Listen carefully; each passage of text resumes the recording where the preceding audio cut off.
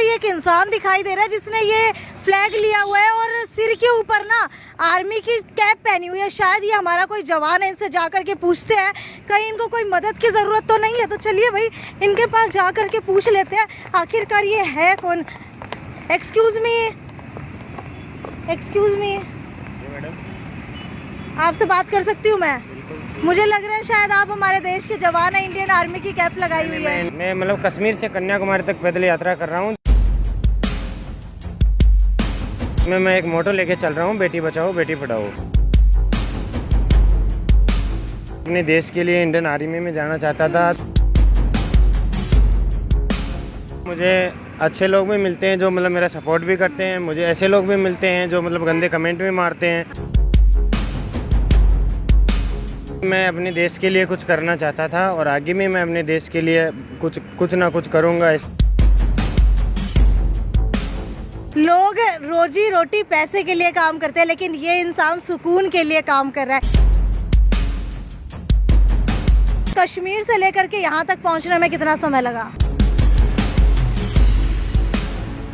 अपना सामान MRP पर नहीं डिस्काउंट पर लो। और हिसार में डिस्काउंट कहाँ मिल रहा है ये जानो SaleTrending.com पर। विजिट SaleTrending.com, पहले कंपेयर करो फिर शॉप करो। इंडियन आर्मी में नहीं हूँ मैं। इंडियन आर्मी का सपना था इंडियन आर्मी में जाने का। तो अभी 3 साल से कोरोना काल में इंडियन आर्मी की भर्तियाँ नहीं आ रही, जो सरकार ने बंद कर रखी है। तो अभी आर्मी की भर्तियाँ आने के बाद मैं आर्मी की ज्वाइन करूँगा। तो अगर आप अभी तक आर्मी के अंदर भर्ती नहीं हुए तो ये इतना बड़ा झंडा, आर्मी की कैप और ये इतना बड़ा ये दिखा दीजिए भाई, ट्रैकिंग बैग लेकर के साथ में ब्रश और ये सारा सामान लेकर के कहाँ जा रहे हैं? मैं मतलब कश्मीर से कन्याकुमारी तक पैदल यात्रा कर रहा हूँ, जिसमें मैं एक मोटो लेके चल रहा हूँ, बेटी बचाओ बेटी पढ़ाओ। कश्मीर तू मैं कन्याकुमारी, गाना तो याद होगा ना, लेकिन आज इंसान भी देख लिया। कश्मीर तू मैं कन्याकुमारी। अच्छा ये बताओ कि नाम क्या है? मेरा नाम विक्रम जाट है, मैं सीकर जिले राजस्थान का रहने वाला हूँ। अच्छा तो एक बार पीछे की तरफ दिखा दीजिए भाई, ये देख लीजिए, solo Kashmir to Kanyakumari all by walking, बेटी बचाओ बेटी पढ़ाओ, विक्रम जाट सीकर। पैदल यात्रा 4000 किलोमीटर की तय कर रहे हो आप।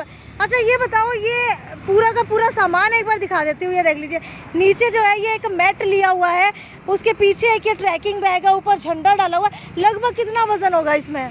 इसमें लगभग 22 kg। 22 किलो अपने कंधे के ऊपर लाद करके आप एक जोन से दूसरे जोन तक, यानी कि नॉर्थ से साउथ तक की यात्रा कर रहे हैं और पैदल? बिल्कुल पैदल। तो कोई बीच के अंदर वाहन नहीं लेते आप? नहीं, मैं वाहन की सुविधा नहीं लेता। अच्छा, ये मैंने पैदल यात्रा की है। और ये इसके पीछे का कारण क्या है? इसका पीछे का कारण है मतलब मैं अपने देश के लिए इंडियन आर्मी में जाना चाहता था। तो अभी 3 साल से इंडियन आर्मी की भर्तियाँ नहीं आ रही और मैं अभी कश्मीर, फिर मैंने सोचा कि अपने देश के लिए कुछ करें और मैंने फिर ये मोटो लेके चला कश्मीर टू कन्याकुमारी। और इसमें एक मैंने उद्देश्य लिया अभी कि बेटी बचाओ बेटी पढ़ाओ। अच्छा ये बातें तो हो गई, लेकिन मुझे सबसे बड़ी बात हैरानी की ये लगी कि आप पैदल जब ये टांग करके जाते हैं तो लोगों का रिएक्शन क्या होता है आपको देख करके? मुझे अच्छे लोग भी मिलते हैं जो मतलब मेरा सपोर्ट भी करते हैं, मुझे ऐसे लोग भी मिलते हैं जो मतलब गंदे कमेंट भी मारते हैं। अच्छा। कुछ ऐसे किस तरीके के कमेंट आपके ऊपर पास होते हैं? ऐसे कि यार क्यों फिजूल में ख़राब हो रहा है, क्यों अपने जा घर जा, कैसे क्या मिलेगा तुझे ये करके। लेकिन वो उनकी सोच है गलत, जो मैं अपने देश। मुझे भी बताइए कि आखिरकार आपको क्या मिलेगा ये करके? क्या कभी ये नहीं सोचा कि इंडियन आर्मी में नहीं जा पा रहा, भर्तियाँ 3 साल से नहीं निकल रही है, तो भाई अपने माँ बाप का हाथ बटाता हूँ, कोई और काम करता हूँ? नहीं, ऐसा कुछ नहीं है। मैं अपने देश के लिए कुछ करना चाहता था और आगे भी मैं अपने देश के लिए कुछ ना कुछ करूँगा। ऐसा इससे क्या मिल रहा है आपको? इससे मेरे दिल को सुकून मिल रहा है। ये देखिए, लोग रोजी रोटी पैसे के लिए काम करते हैं, लेकिन ये इंसान सुकून के लिए काम कर रहा है। अच्छा ये बताओ, ये जूते पहन करके आप घर से निकले थे, तो कश्मीर से लेकर के यहाँ तक पहुँचने में कितना समय लगा? कश्मीर से यहाँ तक पहुँचने में मुझे आज 28 दिन हो गए। 28 दिन के अंदर ये जूते? अच्छा दूसरी जोड़ी है जूते। पहली वाली का क्या हुआ? पहले वाले के टायर घिस गए उसके। अच्छा टायर घिस का किया क्या, फेंक दिए? जी। अच्छा ये बताओ, दिक्कतें कैसी कैसी आती है? दिक्कत मतलब जो रहने की, खाने की, चलने की, सिटी में चलने की अब काफ़ी ज़्यादा दिक्कत आती है। रात को भी कहीं जैसे रहने की सुविधा नहीं होती है, कभी जब तंबू नहीं लगा पाता हूँ, कभी लगा लेते हैं तो कभी वो ऐसे। अच्छा सोते कहाँ हो? तंबू साथ में लेकर के चलते हो? मैं मतलब अपना टेंट रखता हूँ और कहीं भी जैसे पेट्रोल पंप या कोई मस्जिद मंदिर गुरुद्वारे कहीं भी मैं अपना टेंट लगा लेता हूँ, या मेरी कोई ना कोई सुविधा हेल्प कर देता है कोई। तो ये टेंट लगाते तो लूटपाट का खतरा नहीं रहता, रात को नींद आ जाती है? हाँ, रात को नींद आ जाती है, लेकिन थोड़े घबराहट रहती है, लेकिन नींद आराम से आ जाती है। अच्छा ये बताओ, सबसे पहले तो जब पैदल यात्रा करने का सोचा तो मन के अंदर विचार कैसे आया? पैदल यात्रा करने का सोचा तो मतलब मैंने भी पहले कहीं देखा कि जो हमारे स्वामी विवेकानंद जी ने किया था कश्मीर टू कन्याकुमारी, वो भी पैदल, तो मैंने सोचा हम भी ऐसा कर सकते हैं। तो मैं कश्मीर टू कन्याकुमारी पैदल यात्रा के लिए सोचा, तो फिर मैंने अपने घर वालों को बताया कि मैं ऐसे ऐसे करना चाहता हूँ, तो घर वालों ने सख्त मना कर दिया कि नहीं नहीं ऐसा नहीं करना। फिर मैं इसके लिए 2 साल से अपने घर वालों के पीछे पड़ा रहा। अच्छा, कि मुझे ये करना है करना है करना है। तो मतलब अब भी मेरे घर वाले रोज़ कॉल करते हैं दिन में 10 बार की, मतलब जो हाईवे के किनारे चलता हूँ, कोई दुर्घटना कोई अनहोनी ना हो जाए, तो मतलब घर वालों को भी टेंशन अच्छा है। घर वाले कॉल करते हैं तो आप उठाते कैसे हैं? क्योंकि फ़ोन चार्ज करने के लिए तो आपको पॉइंट नहीं मिलता होगा। नहीं, मैं मतलब रात को जहाँ रुकता हूँ तो कहीं ना कहीं पॉइंट चार्ज कर लेता हूँ और अपना पावर बैंक अपने साथ में रखता हूँ। अच्छा तो अच्छा, कपड़ों की बात करूँ तो नहाते कहाँ हो? और ये ब्रश रखी हुई है, ये ब्रश करने की जगह कहाँ मिलती तो है? मतलब रास्ते में मिलते हैं ढाबे होटल कहीं भी, तो मैं उनसे इजाज़त लेके वहाँ नहा धो के फ्रेश होके फिर चल देता हूँ। अच्छा चलो, लड़कियों की बात तो अलग हो गई, लड़कों की बात करूँ तो दाढ़ी बहुत ज़्यादा बढ़ जाती है, तो शेव कैसे करते हो? शेव मतलब अभी मैंने 5-10 दिन पहले करवाया था, लेकिन ये वापस चाहिए तो घर की खेती है ना, रोज रोज हो जाती है। तो ये परेशान नहीं करती इतनी गर्मी में? ये पर गर्मी में से बचाती है, परेशान नहीं करती अच्छा। है जी। अच्छा और बताओ अपने बारे में कि कैसे जो है आप कश्मीर से लेकर यहाँ तक आए, कैसी कैसी दिक्कतें और आई? मेरे ख्याल से हाथ भी शायद आपके कटे हुए दिखाई दे रहे हैं। ये पानी से हैं, जो पानी अलग अलग स्टेट का पानी होता है ना, जिसे यूज करने में जो हाथों के जो चमड़ी उतरने लग जाती है। तो सूट नहीं करता पानी? पानी सूट नहीं करता, लेकिन हमें सूट करना पड़ता है। अच्छा हमें सूट करना पड़ता है। ये बताओ पैसे कहाँ से आते हैं? क्योंकि काम धंधा कुछ कर नहीं रहे हो, घर से 2 साल बाद परमिशन मिली है, और मेरे ख्याल से आने के लिए पेट भरने के लिए रोटी चाहिए होती है, तो खाने के लिए पैसे कहाँ से आते हैं? ये मतलब मेरे पापा जी हैं जो मतलब मैनेज करके मुझे पैसे देते हैं, और जो मतलब अब हमारा कारोबार है कृषि का, तो मतलब उनसे मैनेज हो जाता है, वो कर देते हैं। अच्छा खेती करते हैं पापा? और किस किस चीज़ की खेती करते हैं? हमारे होते हैं मूंगफली, जौ, गेहूँ, सरसा, चना, ऐसे। अच्छा जी।